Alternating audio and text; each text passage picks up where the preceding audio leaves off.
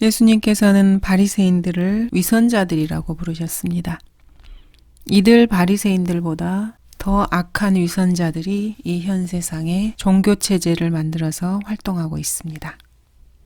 인용한 성경은 한글 킹제임스 성경입니다. 우리들이 살아가고 있는 이 현 세상에서는 철두철미하고 끈질기게 거짓말을 하는 그룹들이 있습니다. 이런 거짓말쟁이 그룹이 세 종류가 있습니다. 이들은 서로 막상막하의 거짓말 접전을 벌이고 있습니다. 그 첫 번째 집단이 바로 매스컴입니다. CBS, NBC, 연합뉴스, 뉴스위크지, 타임지, CNN, 조중동, 신문사들, MBC, SBS, JTBC. 이들은 잘못된 기사나 편중된 보도, 자신들의 구미에 맞는 기사들과 분명한 거짓말들로 협연을 해댑니다. 그 결과에 대해서는 결코 책임지지 않습니다. 이들의 뒤를 바짝 추격하고 있는 그룹이 바로 현 시대 2020년 이 라오디케아 교회 시대에 소위 말하는 근본주의자들과 보수주의 계열의 목사와 성경교사 학자들입니다. 이들은 소위 말하는 유명한 신학대학교를 나왔다고 자랑하고 목사 안수를 자랑하는 자들입니다. 이 두 배교자 그룹들을 능가하는 진짜 전문적인 거짓말쟁이가 하나 더 있습니다. 이들이 바로 철저한 계급 조직인 로마 카톨릭입니다. 바티칸에 본부를 두고 있는 이 신학적인 거짓말쟁이들과 종교적인 속임수의 거장들은 정치적인 속임수를 쓰기도 하고 경제적인 속임수를 쓰기도 합니다. 이 단체를 능가할 만한 존재는 이 지구상에 아직까지는 없습니다. 조셉 괴벨스와 아돌프 히틀러 역시 세례와 견진례를 받은 로마 카톨릭 교도였습니다. 피에 메리 시대 때부터 테레사 수녀가 살았던 시대에 이르기까지 로마 카톨릭에 내재된 이러한 위선적인 성향과 허위를 보여주는 다량의 저술과 글들이 있습니다. 수많은 저술가들과 역사가들, 전기 작가들, 문장가들이 카톨릭의 실체를 폭로해 왔습니다. 이러한 수많은 저술가들 중에서 이런 로마 카톨릭 교황을 따르는 자들의 허를 찌른 사람이 한 사람 있습니다. 캠벨파 장로였던 램버트입니다. 그는 로마 카톨릭 신앙의 지엽적인 문제들로 접근하지 않고 로마 카톨릭에서 공식적으로 출간한 57권의 책을 파헤쳐서 직격탄을 날렸습니다. 이 책들은 모두 카톨릭 교도가 저술한 책이고 로마 카톨릭 대주교의 공식 승인을 허가한 책들입니다. 그는 카톨릭의 모순이라는 책을 통해서 통렬하고도 위협적으로 로마 카톨릭을 파헤쳤습니다. 그는 카톨릭이 만든 작품들과 그들이 쓰는 용어들을 사용해서 이 사람들이 습관적으로 그리고 병적으로 거짓말하는 자들인 것을 밝혀내었습니다. 그리고 카톨릭의 부패상을 백일화에 드러냈습니다. 카톨릭이 어떤 사실을 믿는다고 고백하든지 고백하지 않든지 간에 교황이나 추기경, 바티칸 수녀, 수도사, 제사장, 신학자, 대주교 이들 중에 누가 이 믿음을 고백하는가에 따라서 그들의 고백은 언제든지 바뀔 수 있고 방금 자신이 고백한 사항에 정반대되는 사항을 증명하기 위해서 자기 쪽 저자들의 말이나 글을 인용한다는 사실을 드러냈습니다. 그리고 이를 증명했습니다. 이렇게 해서 그는 카톨릭의 모순이라는 책을 통해서 카톨릭이 믿는 것은 사실 아무것도 없다는 사실을 밝혀냈습니다. 램버트는 여러 카톨릭 서적들에서 500쪽 이상을 인용하면서 악취나는 카톨릭의 부패상과 고의적인 모순들, 눈에 뻔히 보이는 거짓 선언, 고백들을 나열했습니다. 그리고 그들의 실상을 폭로했습니다. 그가 로마 카톨릭의 신조와 신앙 고백, 로마 카톨릭 공회들, 책들, 전통들을 조사해서 얻은 결론은 다음과 같습니다. 첫 번째, 예수 그리스도는 하나님이시다. 그런데 그는 과거에는 하나님이 아니었다. 주피터가 신이었다. 두 번째, 사형제도는 타당하다. 그런데 사형제도는 기독교의 전통이 아니다. 세 번째, 노예제도는 성경적이다. 그런데 노예제도는 기독교에는 존재하지 않는 것이다. 네 번째, 도박은 죄다. 그런데 또 도박은 죄가 아니다. 5번째, 금요일에는 고기를 먹으면 안 된다. 그런데 금요일이라도 햄버거를 먹는 것은 상관없다. 6번째, 간음은 죄다. 그러나 경우에 따라서는 괜찮다. 7번째, 거짓말하는 것은 죄다. 그러나 카톨릭을 보호하려는 경우에는 괜찮다. 8번째, 살인은 죄다. 그러나 또 어떤 면에서 살인과 고문은 정당한 것이다. 9번째, 교황은 세상에서도 주권자이다. 그런데 또 어떤 면에서 교황은 종교적인 주권자일 뿐이다. 또 다른 한편으로 교황은 종교적인 주권자일 뿐이다. 어느 감독도 온 세상의 아버지나 교황으로 불려서는 안 된다. 또 반면에 마땅히 그렇게 불려야 한다. 11번째, 이혼은 잘못된 것이다. 그러나 경우에 따라선 가능하다. 선택받은 자들에게는 영광이 예정되어 있다. 그러나 이를 상실할 수도 있고 하늘나라를 박탈당할 수도 있다. 훔쳐서는 안 된다. 그러나 특별한 경우를 제외하고만 그렇다. 14번째, 모든 카톨릭 교도는 조국에 충성할 의무가 있다. 그러나 조국이 바티칸과 같은 노선을 따르지 않을 때는 조국에 충성하지 않아도 된다. 15번째, 공산주의는 마귀의 작품이다. 또 어떤 면에서 공산주의는 성경적인 기독교와 가장 가깝다. 16번째, 나치즘은 마귀의 산물이다. 그러나 나치즘의 성공을 위해 기도해야 한다. 17번째, 계시록은 너무나 난해해서 해석이 불가능하다. 반면 마리아가 하늘의 여왕이라는 카톨릭 교리는 계시록 12장 1에서 4절에 근거한다. 이러한 내용은 사실 카톨릭에서 주장하는 것의 일부에 지나지 않습니다. 카톨릭 교황이나 사제나 대주교 등이 뭔가를 증명하고 싶을 때면은 카톨릭 서적을 뒤적여서 자신의 주장을 정당화시킬 수 있는 신조나 믿음을 누구나 찾을 수 있습니다. 그리고 그것을 가지고 어느 시대에 어떤 상황에서도 본인이 증명하고 싶은 사실들을 정당화시킬 수 있습니다. 카톨릭의 신앙 고백의 성경적 기준이라는 것은 사실 인본주의적인 현실주의나 정치적 편의주의에 불과합니다. 카톨릭은 자신들이 주장하고 싶은 것은 성경에 반대되는 가르침을 오리겐이 지지해주지 않으면 저스틴 마터에게 달려가면 그뿐입니다. 시프리안이 성경을 따르고 카톨릭 전통을 외면할 때면은 그를 내버려 두고 어거스틴에게 도움을 청하면 됩니다. 예를 들어서 요한 10세가 성경적 진리를 붙들고 꽉 잡고 놓지 않으면은 클레멘트 5세에게 찾아가면 그뿐입니다. 또 요한 12세가 자신들이 정당화시키려는 거짓말을 지지해주지 않으면은 요한 12세를 무시하고 이노센트 8세에게 달려가면 됩니다. 구체적인 실례를 한번 들어보도록 하겠습니다. 제임스 화이트라는 사람이 자신의 책 킹 제임스 성경 논쟁 271쪽을 저술하면서 쓴 방법은 이렇습니다. 그는 사실과 진리를 결정할 서로 다른 10가지 기준을 제시해 놓고 나서 그 중에 자신의 속임수와 거짓말을 지지해 줄 만한 기준을 선택하면 됩니다. 카톨릭 사제들과 감독들, 수녀들, 추기경들, 교황들, 콜럼버스 기사단 소속 평신도들 모두 그와 같은 기술을 사용합니다. 이들은 학문제일주의를 주장하는 사람들과 마찬가지로 실제적으로는 무신론자들입니다. 예를 들어서 1928년에서 1942년 사이에 교황들은 모두가 다 나치즘을 신봉하는 자들이었습니다. 그리고 파시스트였습니다.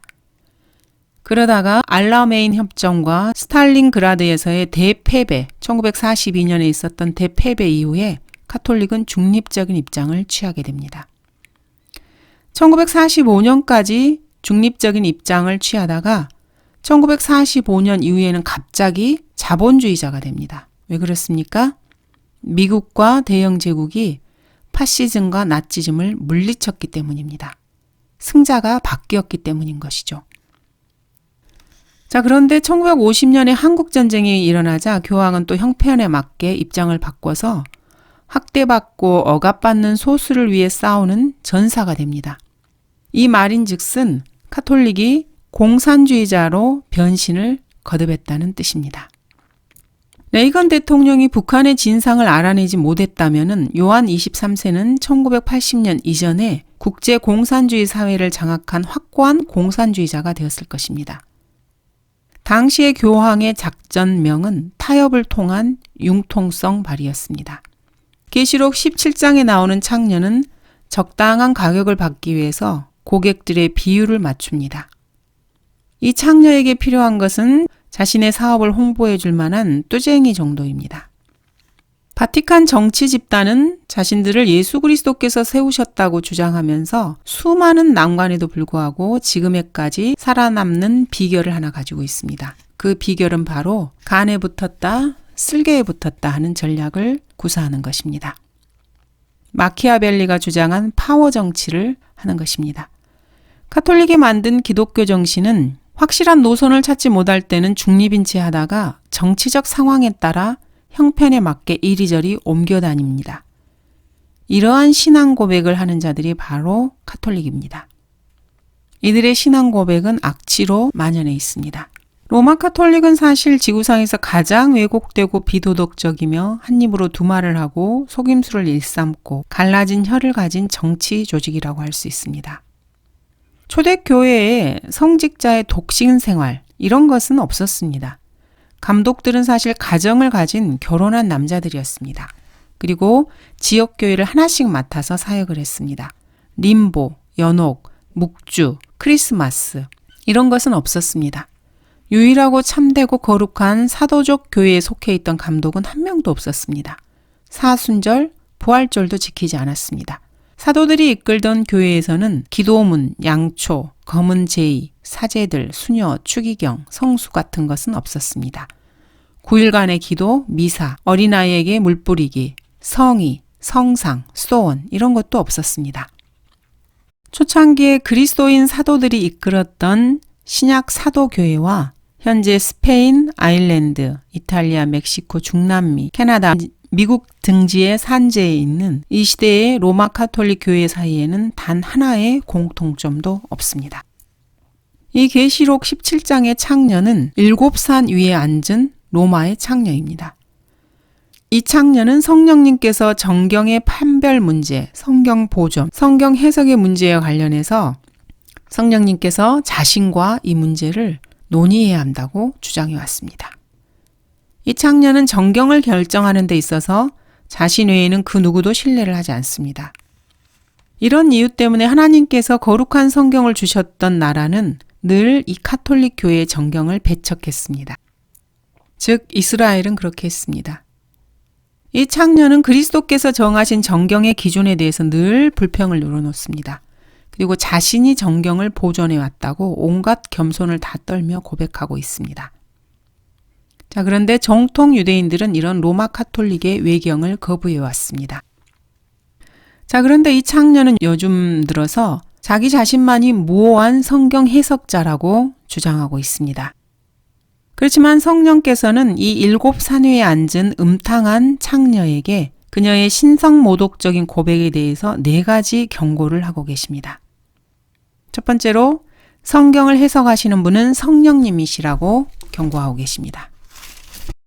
먼저 이것을 알지니 성경의 어떤 예언도 사사로운 해석에서 나온 것이 아니니 예언은 예전에 사람의 뜻에서 나온 것이 아니요 오직 하나님의 거룩한 사람들이 성령으로 감동을 받아 말한 것이니라. 누가복음 24장에서는 성경을 해석하시는 분이 주 예수 그리스도시라고 성령님께서는 카톨릭에 대해서 경고하고 계십니다. 그때 그들의 지각을 열어 성경을 깨닫게 하시더라. 제자들의 지각을 열어서 성경을 깨닫게 하신 분은 문맥에서 주 예수 그리스도셨습니다. 또한 창세기 40장에서는 해석들은 하나님께 속하지 아니하나이까 내가 당신들에게 청하오니 내게 이야기하소서 라고 성경 해석을 요셉의 입을 통해서 하나님께 속한 일이라고 경고하고 계십니다.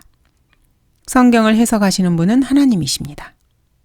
다니엘 2장과 5장에서도 성경의 무한 해석자는 하나님이시라고 가르치고 있습니다. 그들이 이 비밀에 관하여 하늘의 하나님께 자비를 바라더라. 이는 다니엘과 그의 동료들이 바벨론의 다른 현자들과 더불어 죽임을 당하지 않으려 함이었더라. 벨사살 왕은 다니엘에 대해서 내가 너에 관하여 들으니 신들의 영이 내게 있고 빛과 명철과 탁월한 지혜가 내게서 나타난다 하는도다. 이렇게 말하고 있습니다.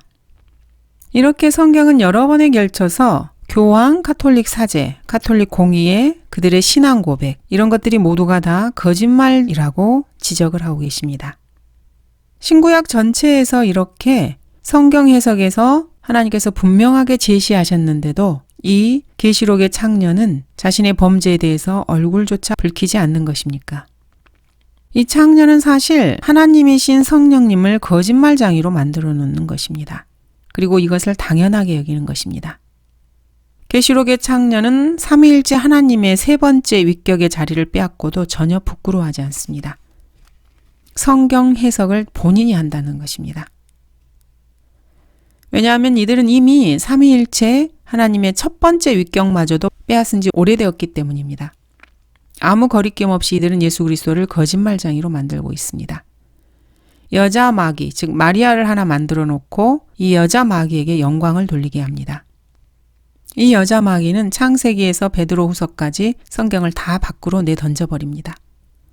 그러면서 이들은 성령께서도 가르치는 교회, 즉 그리스도께서 가르칠 권위를 주신 교회의 도움 없이는 성경을 해석할 수 없다. 이렇게 변명을 합니다. 기독교 교파들이 모순투성이이고 이들이 성경만으로 믿음과 실행의 문제를 결정지을 수 있다고 주장했다고 합니다. 자, 그렇다면은 이렇게 주장하면서도 어떻게 그리스도의 몸이 이토록 많이 갈라질 수 있는가? 이렇게 의문을 표하면서 이런 짓을 하는 것입니다. 손에 금잔을 들고 술에 취한 이 창녀는 15세기 동안 성경대로 믿는 그리스도인들을 살해하면서 성령님께서 하신 일을 대신해서 능력 있는 교사요 성경 해석자로 자기 자신을 내세웁니다. 그러나 주님께서는 그러므로 너희는 그 열매들을 보고 나무들을 알게 되리라고 말씀하십니다. 이 창녀의 열매는 거짓말, 신성모독, 도둑질, 거짓 약속들, 살인, 음모, 암살, 고문, 구금, 기타 등등입니다. 이들은 성경을 해석하면서 하나님의 말씀에 덧붙이기, 말씀을 삭제하기, 문맥을 무시하고 일부 구절만 취하기, 이런 식으로 성경을 해석합니다. 그러나 사실 성경을 기록하신 성령님이나 성경에는 아무런 모순도 없습니다. 그리스도의 몸 안에 있는 소위 교육받았다고 하는 학자들이나 목사들, 신학자들이 스스로를 목자, 성경 교사로 자처하면서 진리를 왜곡시킬 때 모순처럼 보일 뿐입니다.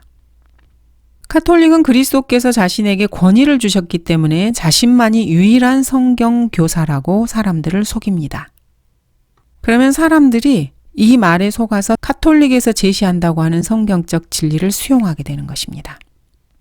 카톨릭은 비유적인 부분은 문자적으로 취하고 실제적인 부분은 비유적으로 해석을 합니다.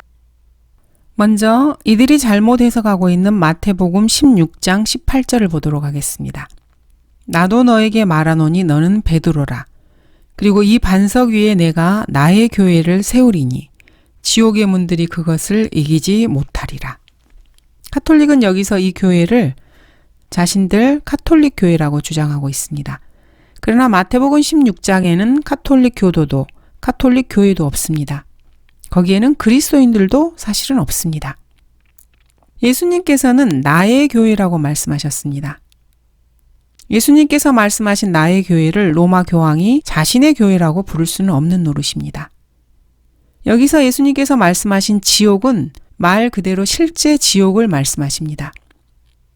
어떤 세력을 가진 자가 아닙니다. 지옥에는 사실 실제로 문들이 있습니다. 지옥은 감옥으로서 문들, 빗장들, 열쇠들이 있습니다. 지옥의 세력이라는 것은 사사로운 해석일 뿐입니다. 성령께서는 성경을 거부하는 이교도에 불과한 이들 중 그 누구에게도 세력이라고 말씀하신 적이 없습니다. 성경 본문은 문들이라고 말하고 있습니다. 본문에는 반석이라는 단어도 나옵니다. 로마 카톨릭은 이 반석을 베드로라고 주장하고 자신들이 베드로 위에 세워진 교회라고 주장을 합니다. 그러나 베드로 자신의 말에 따르면 이 반석은 예수 그리스도를 지칭하는 것입니다. 그러므로 성경에도 이런 말씀이 있으니 보라 내가 택한 귀중한 모퉁이 돌을 시온에 두노니 그를 믿는 사람은 수치를 당하지 아니하리라고 하였느니라. 그러므로 믿는 너희에게는 그가 귀중하나 불순종하는 자들에게는 건축자들이 버린 그 돌이 모퉁이의 머릿돌이 되고 또 넘어지게 하는 돌과 거치는 반석이 되었으니 곧 불순종함으로 말씀에 걸려 넘어지는 자들에게니라. 그들은 또한 그렇게 되기로 정해졌느니라. 베드로의 말에 따르면 이 반석은 예수 그리스도이십니다. 바울 역시 이 반석이 예수 그리스도라고 말하고 있습니다. 이 반석은 결코 베드로가 아닙니다. 사실 베드로는 사탄이라고 불렸습니다. 신명기에서는 이 반석이 로마 카톨릭의 반석과 같지 않다고 말하고 있습니다. 그들의 반석이 우리들의 반석과 같지 않음을 우리의 원수들까지도 스스로 판단하는도다. 이 반석은 결코 시몬 베드로가 아닙니다. 사실 로마 카톨릭은 이 마태복음 16장 18절을 출발점으로 해서 나아가고 있습니다. 로마 카톨릭은 이 한 구절을 기초로 세워진 집단입니다. 이렇게 잘못된 기초 위에서 세워진 로마 카톨릭에게서 성경을 배우고 싶으십니까? 이 단 한 구절이 사실은 전체 카톨릭 교리의 기초입니다. 사실 그리스도의 교회는 지옥에서 문들을 통과해서 빠져나오려고 노력한 적이 없습니다. 그리고 문들 밖에서 지옥으로 달려들어간 적도 없습니다.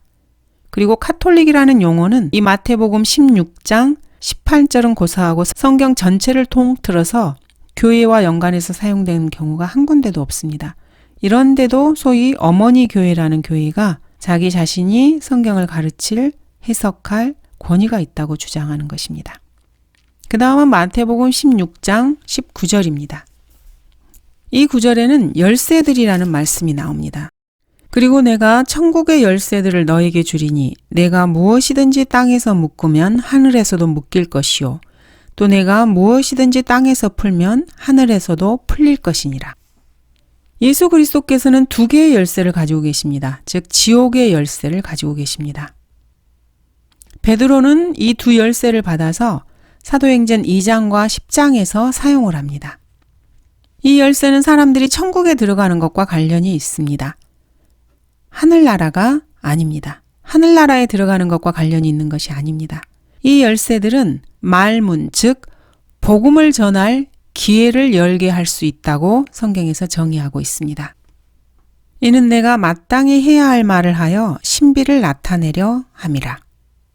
이는 내게 크고도 효과적인 문이 열렸으며 또 대적하는 자들도 많기 때문이라.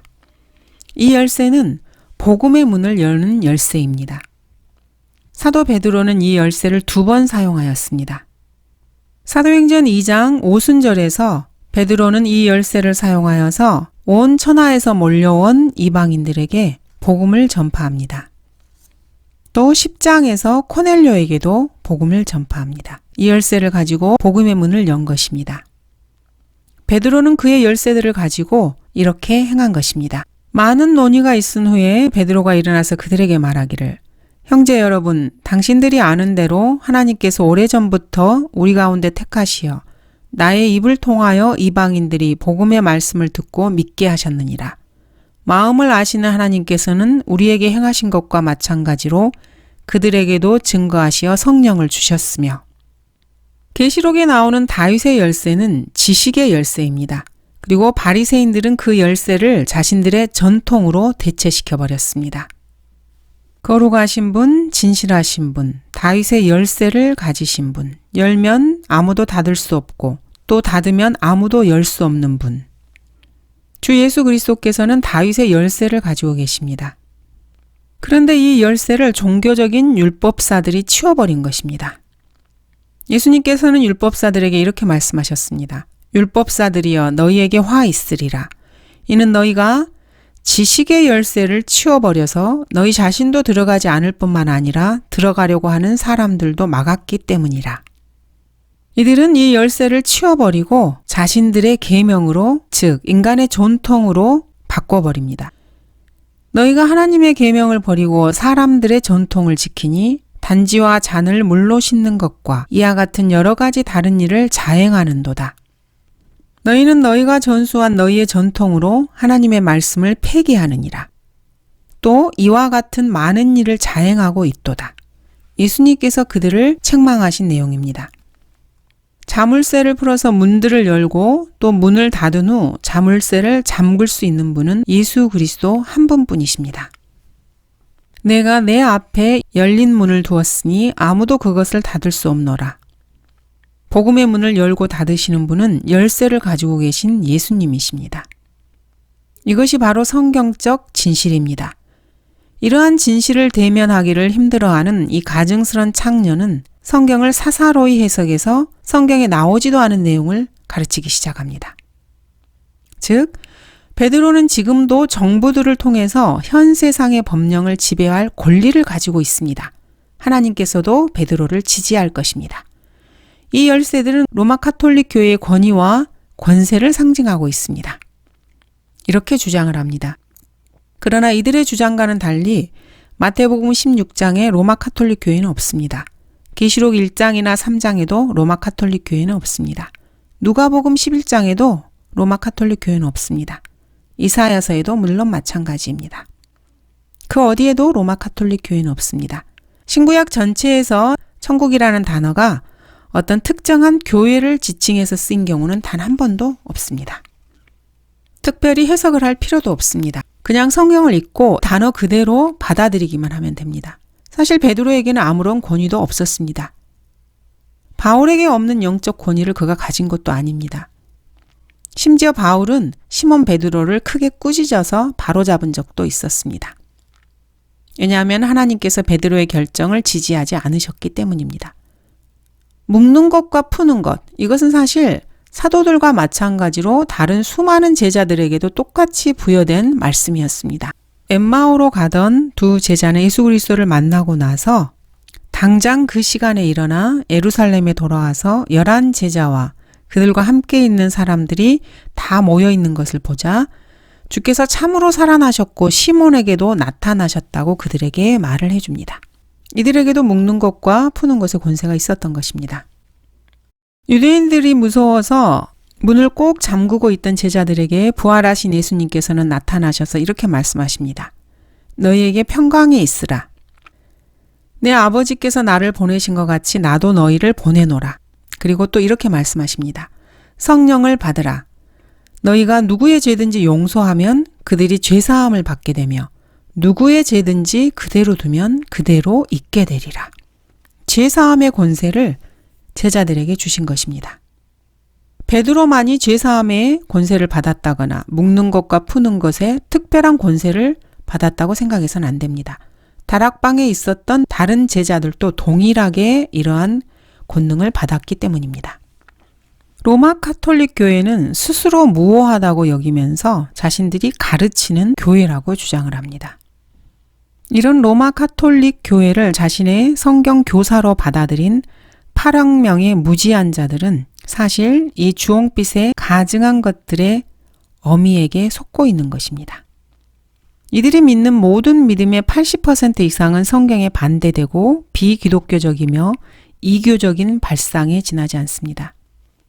첫 번째로 로마 카톨릭 교도들은 성경이 73권으로 이루어졌다고 배웁니다. 하지만 성경대로 믿는 사람들은 하나님께서 보존하신 성경이 66권이라는 것을 잘 알고 있습니다. 정통 유대인들도 킹제임스 성경에 실린 구약 성경을 정경으로 믿고 있습니다. 하지만 로마 카톨릭만이 이것을 거부합니다.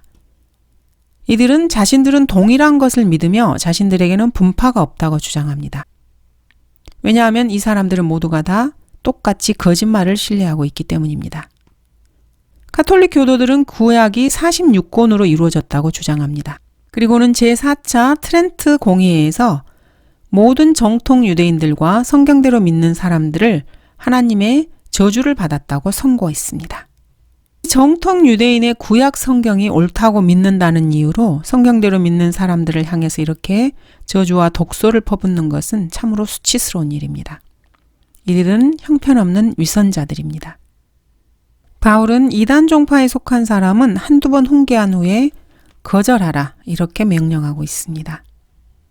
로마 카톨릭은 성경에서 자신들의 전통을 더하고 단어들을 삭제하고 문맥을 무시하고 특정 구절만을 취함으로써 자신들 멋대로 성경을 가르칩니다. 이렇게 그리스도인들을 미혹해 왔습니다. 현대의 에큐메니컬 운동그룹이나 WCC는 성경이 계급차별주의자, 인종차별주의자, 통합주의, 유엔, 성차별에 대해서 뭐라고 말씀하시는지 전혀 귀를 기울이지 않습니다. 하나님께서 인간에게 성경을 주신 첫 번째 목적은 교리를 위해서입니다. 모든 성경은 하나님의 영감으로 주어진 것으로 교리와 책망과 바로잡음과 의로 훈육하기에 유익하니 첫 번째 목적이 교리입니다. 에큐메니컬 운동에서는 성경적 교리를 공부하는 것을 금지시킵니다. 사실 이 카톨릭이나 프라미스 키퍼들은 성경에 대해서 무지한 채 남아달라고 간청하는 자들입니다.